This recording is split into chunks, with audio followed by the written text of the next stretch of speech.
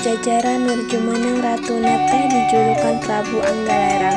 Ari patina dijulukan Garbamenak serta kajineman nu jenenganna Kuda Sanggujaya.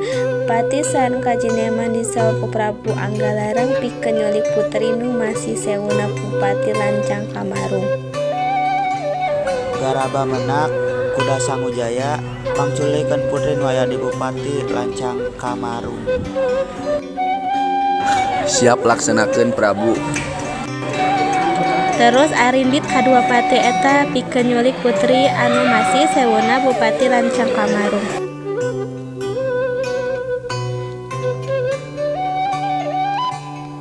Teu lila eta putri teh geus aya di harapan Prabu Anggalarang. Eta putri teh dipiwarang ku Prabu Anggalarang serta ngalahirkeun putra pamaget nu kasep di ngaranan Mundiwangi. Atuh berwarna pati Garbamenak oge ngalahirkeun murang kali pameget dinamian Kian Santang. Ari nu isti kakasihna Langga Pakuan kocapkeun sangat Prabu manggil patihna jeung tilu mantrina nyaeta Panumbagjaya. Anjeunna rek nyingkurkeun diri sabab nurkeun wangsit geus waktuna kudu ngileng-ngileng diri ngilari pati sing pati ninggalkeun karaton nitip oge pasen ka patihna. Sampaikeun pesana yen kudu aya ngagantikeun saheulaan pamarentah lantaran Mundiwangi teu acan sawawa. Kocap Prabu Garbamenak jadi wawakil ratu. Lawas-lawas timbul manehna dengki. Kalawan ngagunakeun tipu daya, manehna ngajual Mundiwangi ka Prabu Juru Labuan. Urang jual Mundiwangi ka Prabu Juru Labuan. Prabu Juru Labuan kagungan dua putri, nu panggarap jenengan Ambedkasih ari rayina nu kakasihna Ratna Herang. Prabu Juru Labuan nerakeun eta anak meunang meuli Ambedkasih oge anyar karamana bahwa eta anakna Prabu Anggalarang. Yen eta budak teh meunang meuli ti Ratu Pajajaran. Budak eta teh sabenerna putra tunggal Prabu Anggalarang ngaranna Mundiwangi.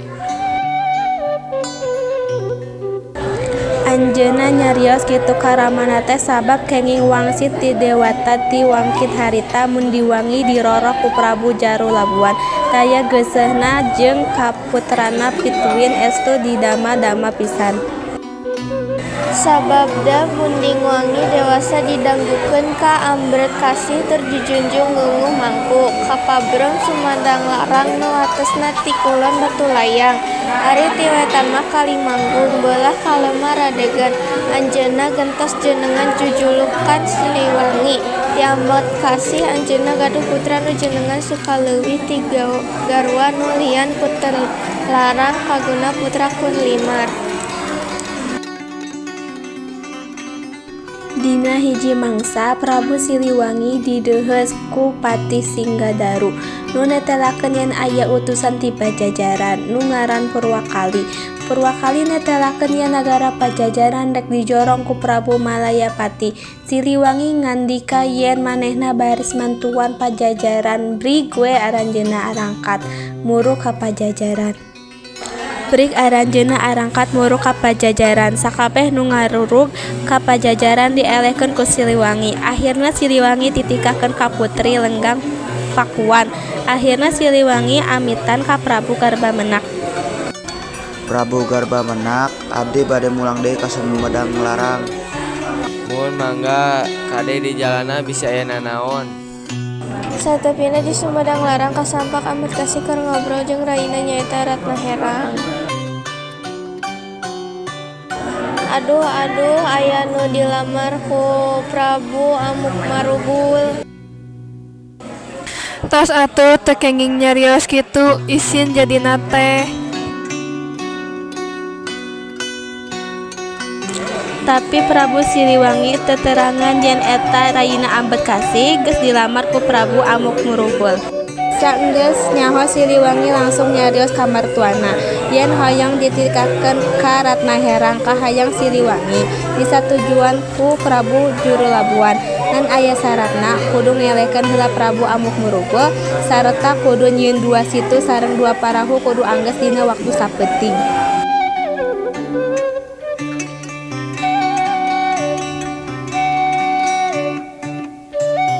Akhirna Prabu Amukmaruga bisa dielehkeun ku Prabu Siliwangi. Sanggeus sagalana rengse wadiah balan maruri ti Japura ngajuju ka Sumedang Larang. Purwakali marentah barisan narantoskeun sangkan teu susah nu ngalangkung. Saenggeus nepi ka hiji tempat tuluy ngadengekeun pasanggarahan pikeun ngarerep nya belah ngalewetan ngareretna. Kumaha anjeun kalasaheun teu jadi darwa abdi.